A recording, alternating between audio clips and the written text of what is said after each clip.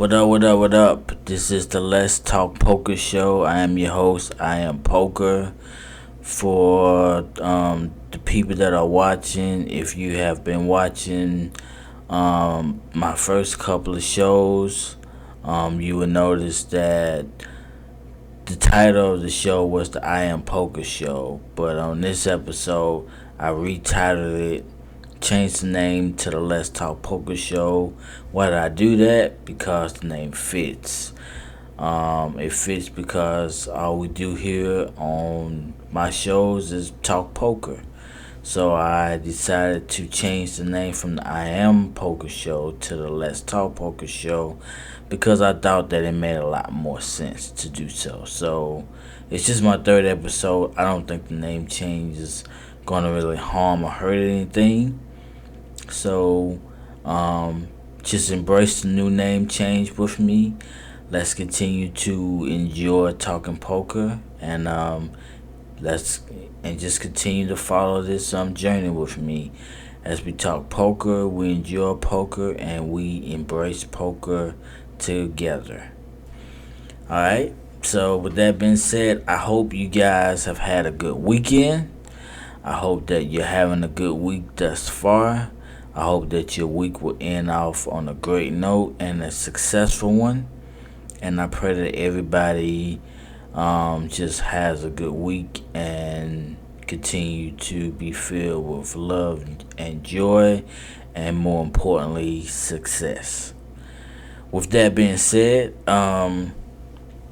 in poker, in today's poker, we have a lot of young guns, a lot of I can a lot of a lot of good things coming from poker. I think poker is at a pretty good place right now. There are a lot of young guns out there, a lot of people that are really making waves in the poker world, and it's only going to continue to steady rise and grow and build. And that's a good thing. That's a good thing for poker. That's a good thing for poker fans. And that's even a greater thing for people who love to play the game and love to drive, from the game by winning and being successful and really just enjoying the game is itself. One of the criticisms that I do hear a lot, well, I don't want to say a lot, but I do hear some, is that poker is missing characters. They're missing people that I guess really, like, when you watch a lot of the live streams or the stuff on like Poker Go, the tournaments and stuff that is on there. It's like when you watch a tournament or you watch a cash game on TV, the games, they're competitive and they're good in that aspect. But then the other aspect that people say that seems to be missing is, really getting to know the players as far as their character and their personality. I guess people feel like a lot of these players don't really show don't show a lot of personality, a lot of charisma, a lot of class and character within themselves, and a lot of that could be because they're a lot more focused on the game, focused on trying to win and compete. That when they're on TV, they're not really, I don't know if they're not really being themselves, or they're just not allowing themselves to really have fun or really take in the moment and just kind of just let loose and be free a little bit. Back in the day, one of the things I enjoyed about poker, was, yes, it was competitive.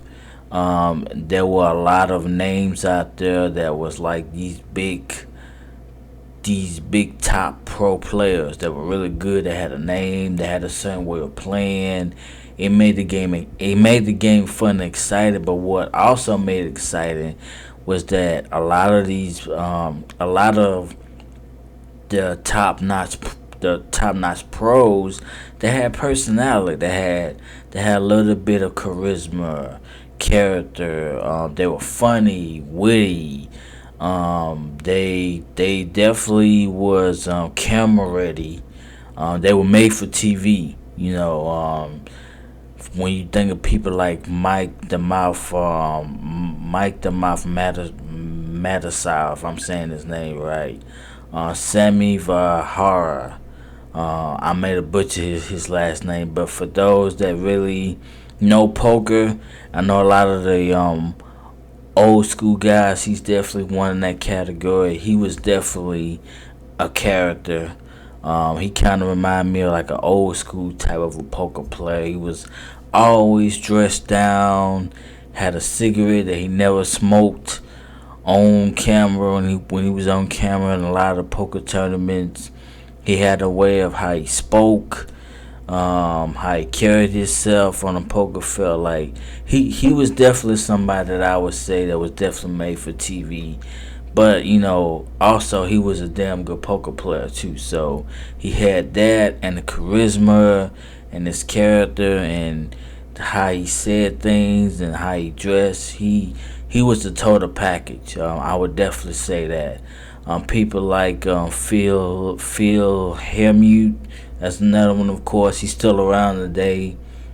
He's definitely still among the top poker players in the world, but he's also somebody with a lot of character.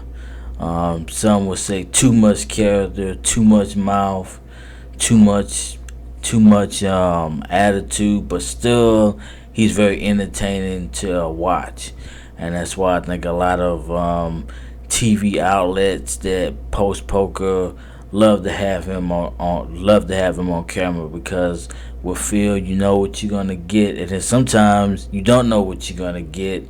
You don't know what he's gonna you never know what craziness is gonna come out of his mouth, but that's what make people like him very polarizing and good for TV, and good for the cameras, and good for the game to a certain degree.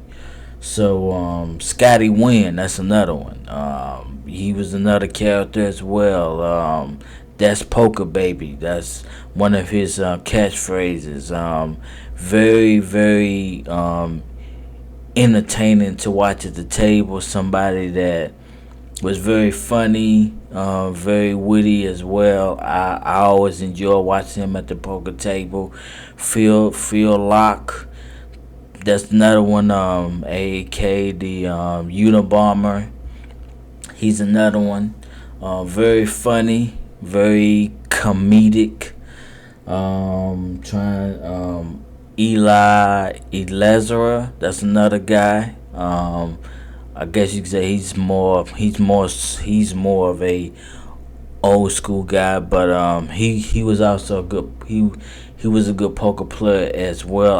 I guess he's still around, maybe not as much like he was back then, but he was a damn good poker player, and he was good to watch on TV as well. So I just say all this to say a lot of these guys that I just named, they were character guys. They were guys that were very good in poker, but they also had a presence about them, especially when they would be on TV and a lot of tournaments. And that's what made poker also very intriguing to want to watch, because you didn't just always watch to watch a good tournament or good play, but you watched because you knew certain guys had it about them when they're on TV, whether it was fake, phony, scripted, real, raw, whatever. You knew that you was always gonna get a good showing, a good presentation, a very good entertaining segment with these guys, along with their great poker player.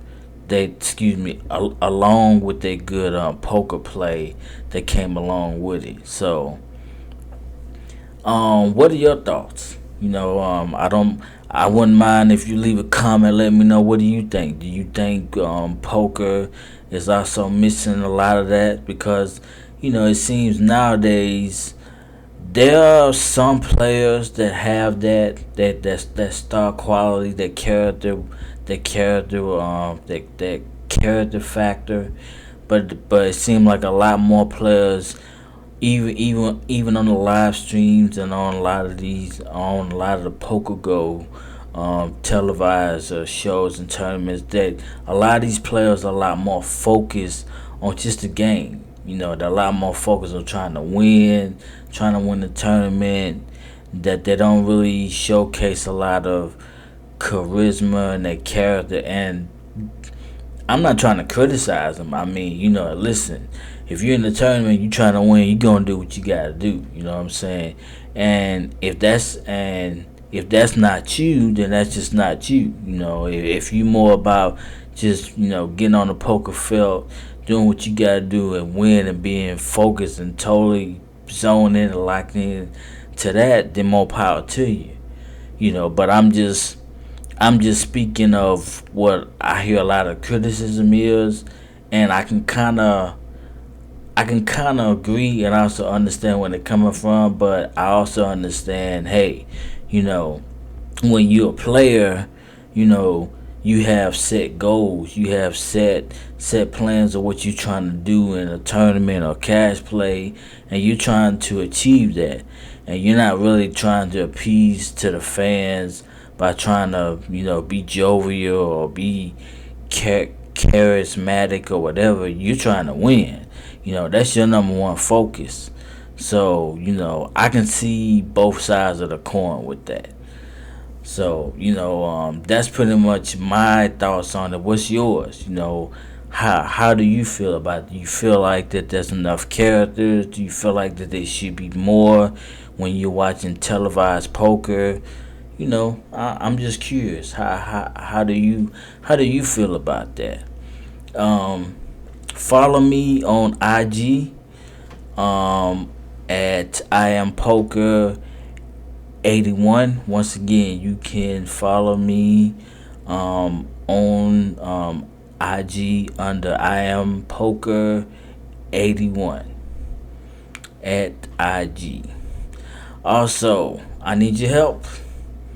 I'm always looking for new subscribers on my YouTube page. So at the moment, I was at 71 subscribers. I'd like to thank each and every one of you that have subscribed to my YouTube channel. I appreciate it. I can always use more, so please subscribe to my YouTube channel. Hit that subscribe button and then hit the notification bell. Once you hit the notification bell, hit the word all. That ensures that you get all of my notifications. That's very, very important. Hit subscribe and hit hitting the notification bell is very important. But what's more important is that after you do that, is that once you hit the notification bell, you hit the word all. You get everything. You don't miss out on any videos. I don't want you to miss out on anything that I put out. That's very, very important to me. So please do that. Also, like this video. The more likes that I can get, the more it's going to draw more people to come to my videos and check out my content, to maybe even become a subscriber like you. So please like this video. I would like to reach a goal of at least 1,000 likes or more. So come on and be a part of that 1,000 club. Just all it takes is one click. Just hit that like button one time or two or three, however many you want, but at least hit it that one time. Give me that one time click, that one time like click, and let's achieve this goal of 1,000 likes. I would really, really appreciate that. With that being said, Mount Rushmore. Mount Rushmore is like a famous term, a famous thing where, when it comes to sports, you have the Mount Rushmore of the NBA. Like, who are your 5 greatest NBA players, or 6, and you put them on the Mount Rushmore. Who are your 5 greatest, Major League Baseball pitchers of all time? Who are your 5 greatest this, greatest that, 6, 5, 6, whatever. So I say this to ask you as poker fans out there, or the ones that are diehard poker fans like I am, who would you put on your Mount Rushmore if you was given 5 poker players of all time to put on your Mount Rushmore of poker players, of the greatest poker players of all time? Now, these can be from back in the day. These can also be, because I also know that I have a younger generation of people who also watches my poker show. So a lot of you guys may not know a lot of the players that I may name on here because they may be a little bit before your time, or you was probably too young to even watch some of these guys back in their heyday and their prime. So a lot of you guys who are younger than I am that are poker fans may be more so with the newer, younger generation, or today's generation of poker players. So, it doesn't matter. However your 5 years, however your 5 years when it comes to your 5 top poker players of all time as of right now for your Mount Rushmore. So my question is once again, who would your top 5 poker players be that you have on the Mount Rushmore? 5 is all you get. My 5 players would be Phil Ivey, Phil Hermute, Antonio Espinari. I may have butchered his last name, but I'm sure you guys know. A lot of your old school players at least know who I'm talking about.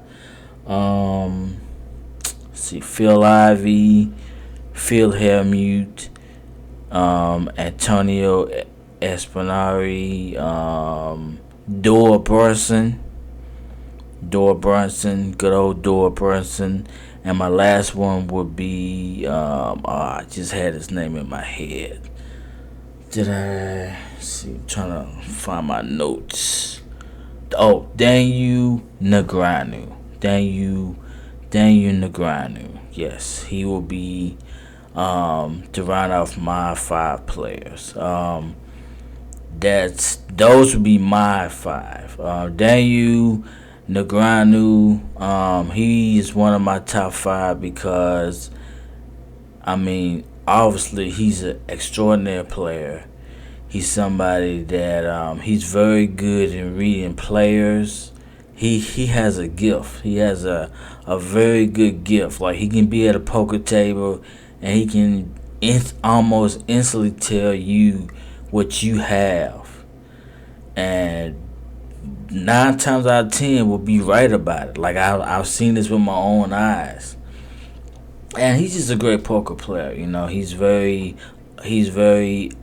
accomplished in the world of poker, and one of his greatest gifts is that being able to read players, read the room, read the temperature of the room, be able to get in people's heads by just making them feel welcome, and being able to play the good guy role. And I'm not saying that it's fake, but I'm just saying he just has this natural way of really making you feel comfortable, but also being able to know what you have in your hand majority of the time. And like I said, he's a very accomplished poker player. Dora Brunson, I put him in my top in my list because he's an old school guy, but he's very beloved by the poker community, and he's a good player. A very old school type player, but a very accomplished player. He's somebody who I do admire as a poker player because he's been around for so long, and even though I guess he's somewhat semi-retired, I guess at this point, he's still a good player. He's very, very accomplished player. He's one of the few players that has won the World Series of Poker twice. The main event of the World Series of Poker, he won it, I believe, back in 1976 and 1977, back to back. He's only one of 2 or 3 players, I believe, that has actually done that. Which that that in itself is an accomplishment. Now, of course, I know back in the '76 and '77, the World Series of Poker, the main event is nowhere as near as big as it is now, or even in recent years. But the point of the matter is, it's still a big accomplishment, and whether it was back in the '70s or the 2000s, very few players has been able to really do that. Hardly anybody actually has ever been able to do that. So that just shows you how competitive the World Series of Poker, how competitive the World Series of Poker, the main event, really is. And when you're able to do something like that, that's definitely something never to really sneeze at, but to celebrate. So shouts out to Dora Brunson. Um, who did I say? I said Daniel Negreanu, Dora Brunson, Phil Hemmute. That's another one. I know he's a very controversial player because as great of a player as he is, he also can be a very disrespectful player in more than one way. And his antics and his comments and how he treats players at times can, definitely be something that is not very, very tasteful, and gives him a lot of criticism. But with that being said, opposite that, his resume speaks for himself. The fact that he's won the most bracelets at the World Series of Poker, I don't think people really know how hard that is to do. To win one bracelet is hard enough at the World Series of Poker. To win the main event is one of those compared to two like Dora Brunson has done. That's also hard. But to win 16 bracelets and be the record holder of those bracelets, no matter if you love Phil or if you hate him, you can't deny the guy's greatness when it comes to doing something like that on that big of a stage. And also he's got other accomplishments. He's a very good heads up poker player as well. He re-showcased that with the Poker Go series, with they heads up series that they've had. And so he's a phenomenal player. You can say what you want to say about him. You can talk about his personality, how crappy that it is, and I do agree to a certain extent that he can be more. He can be a better professional than he display at times. But I can't deny the man's greatness. I can't deny what he's done for poker as a poker player, and how great of a poker player that he continues to be, even with a lot of new school guys, going to GTOs and all this other technical stuff as far as um, what they call a problem solvers or something to that extent. He's a guy. He's openly said that he doesn't really get into that type of stuff to better his play. He likes the way how they he plays now, which is a little bit more, I guess you can say, a more so of old school kind of way. But it's proven to stand the test of time with him and his play. As far as how he plays against some of the newer players and some of the players that's been around just as long as him. So, hey, if it ain't broke, why fix it, right? So, shouts out to Phil Hairmute. Um, Antonio Espinari. That's another guy. They call him the magician. I can agree with that because You know, in me watching him play poker back in the day, he definitely seemed like that he was a magician. He was somebody that was very good in reading players, reading the room too, and he just to me he always had a knack of making things happen. A good reader at the table, and with just somebody. I don't know. His play to me just always was. It was a sight to see. It was almost like it was magic. I guess that's the best way that I can put it. His play always fascinated me, and another very accomplished poker player, and somebody who sometimes I think is a little bit underrated as far as his play goes, but yet a very, very, very good and solid poker player. And who am I missing? I said Phil Ivey, Daniel Negreanu, Phil Hermute, Antonio Spinari, Dor Brunson. So I didn't miss anybody. So those are my top five. I kind of gave you a little bit of reason to why I chose all five of those guys, but I'm curious to know who are your top five um, poker players of all time, or just your top five players of today as of right now, whether it's in the new school, old school, in between. Hey, um, I would love to know. Phil Ivey, that's another guy. I don't think I mentioned him, or I mentioned why I picked him. I like Phil Ivey. I love Phil Ivey. I love him. I love how mysterious he is as a person. You don't really know much about him, but one thing that you can't take away is that he's a great player. He's a great player. He has a great feel for the game. He's to me he's a smooth operator most of the time at the player, and what I love the most about Phil Ivey is that he represents people like me. He represents African Americans.